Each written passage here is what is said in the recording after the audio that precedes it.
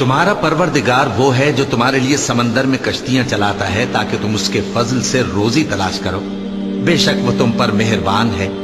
اور جب تم کو سمندر میں تکلیف پہنچتی ہے یعنی ڈوبنے کا خوف ہوتا ہے تو جن کو تم پکارا کرتے ہو سب اس پروردگار کے سوا گم ہو جاتی ہیں۔ پھر جب وہ تم کو ڈوبنے سے بچا کر خشکی کی طرف لے جاتا ہے تو تم منہ پھیر لیتے ہو، اور انسان ہے ہی ناشکرا۔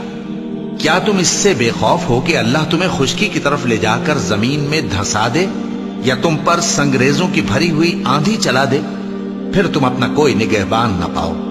یا اس بات سے بے خوف ہو کہ تم کو دوسری دفعہ سمندر میں لے جائے، پھر تم پر تیز ہوا چلائے اور تمہارے کفر کے سبب تمہیں ڈبو دے، پھر تم اس معاملے میں اپنے لیے کوئی باز پرس کرنے والا نہ پاؤ؟ اور ہم نے بنی آدم کو عزت بخشی اور ان کو خشکی اور تری میں سواری دی اور پاکیزہ روزی عطا کی اور اپنی بہت سی مخلوقات پر فضیلت دی۔ جس دن ہم سب لوگوں کو ان کے پیشواؤں کے ساتھ بلائیں گے تو جن کے اعمال کی کتاب ان کے داہنے ہاتھ میں دی جائے گی وہ اپنی کتاب کو خوش ہو کر پڑھیں گے، اور ان پر دھاگے برابر بھی ظلم نہ ہوگا۔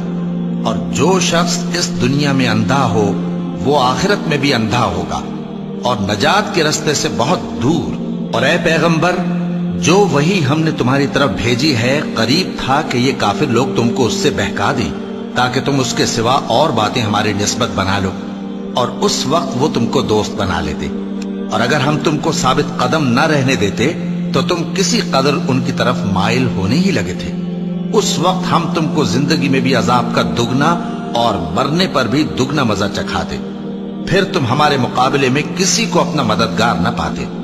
اور قریب تھا کہ یہ لوگ تمہیں زمین مکہ سے پھسلا دیں تاکہ تمہیں وہاں سے نکال دیں، اور اس وقت تمہارے بعد یہ بھی نہ رہتے مگر کم۔ جو پیغمبر ہم نے تم سے پہلے بھیجے تھے ان کا اور ان کے بارے میں ہمارا یہی طریق رہا ہے، اور تم ہمارے طریق میں تغیر و تبدل نہ پاؤ گے۔ اے محمد صلی اللہ علیہ وآلہ وسلم، سورج کے ڈھلنے سے رات کے اندھیرے تک ظہر، عصر، مغرب، عشاء کی نمازیں اور صبح کو قرآن پڑھا کرو، کیونکہ صبح کے وقت قرآن کا پڑھنا فرشتوں کی حاضری کا موقع ہوتا ہے۔ اور بعض حصہ شب میں بیدار ہوا کرو اور تہجد کی نماز پڑھا کرو، یہ شب خیزی تمہارے لیے ایک اضافی عمل ہے۔ امید ہے کہ اللہ تم کو مقام محمود پر فائز فرمائے۔ اور کہو کہ اے پروردگار، مجھے مدینے میں اچھی طرح داخل کیجو اور مکے سے اچھی طرح نکالیو، اور اپنے ہاں سے زور و قوت کو میرا مددگار بنائیو، اور کہہ دو کہ حق آ گیا اور باطل نابود ہو گیا، بے شک باطل نابود ہونے والا ہے۔ اور ہم قرآن میں وہ چیز نازل کرتے ہیں جو مومنوں کے لیے شفا اور رحمت ہے، اور ظالموں کے حق میں تو اس سے نقصان ہی بڑھتا ہے۔ اور جب ہم انسان کو نعمت بخشتے ہیں تو روح گرداں ہو جاتا ہے اور پہلو پھیر لیتا ہے، اور جب اسے سختی پہنچتی ہے تو نا امید ہو جاتا ہے۔ کہہ دو کہ ہر شخص اپنے طریق کے مطابق عمل کرتا ہے، سو تمہارا پروردگار اس شخص سے خوب واقف ہے جو سب سے زیادہ سیدھے رستے پر ہے۔ اور تم سے روح کے بارے میں سوال کرتے ہیں، کہہ دو کہ وہ میرے پروردگار کا ایک حکم ہے، اور تم لوگوں کو بہت ہی کم علم دیا گیا ہے۔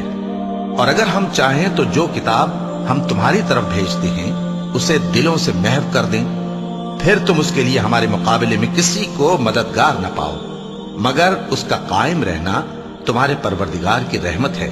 کچھ شک نہیں کہ تم پر اس کا بڑا فضل ہے۔